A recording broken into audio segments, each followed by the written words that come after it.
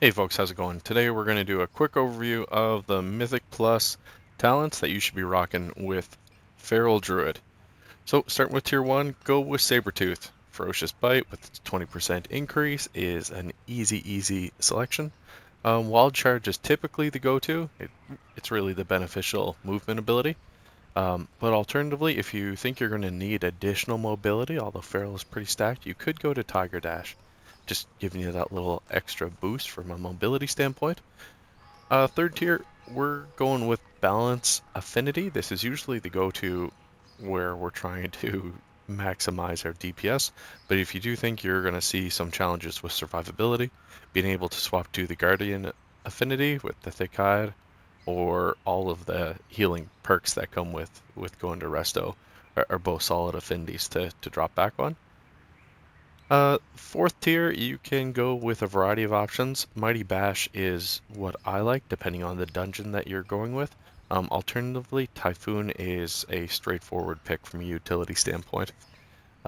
Typhoon, I like the blast back, but sometimes it knocks a caster farther out of range, and that can cause some additional headache. So really know the dungeon you're going into before you land on what utility you're going with in the fourth tier there. Tier 5, Soul of the Forest, really just it's the benefit of the finishing move energy.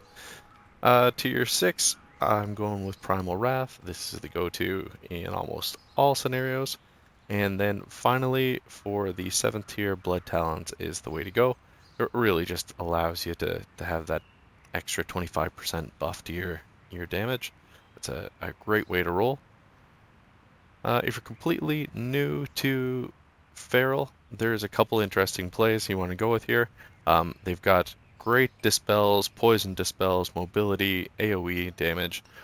They don't have great burst. Like really outside of Berserk and Tiger's Fury, there's not a lot of hitting that's going to come through with most of these different talents that exist. So they don't have great group utility on that front. They do, however, have a really nice individual utility to take advantage of. So don't rule them out yet. They're still pretty fun if that's the build you like going with.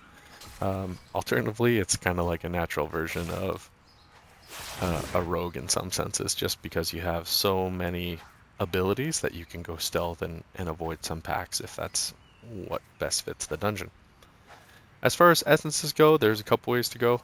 For single target, Conflict and Strife, or World Vein Resonance, as long as you've got 3+ people with it, is a good way to roll.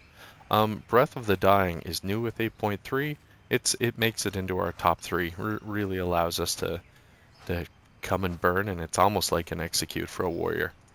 If you're looking for more of an AoE perspective, Conflict and Strife is still the go-to, followed by Essences of the Focusing Iris or the Purification Protocol. So lots of really good breakdown there. Either check it out on Blood Mallet or alternatively on the Wowhead or Icy Veins guides.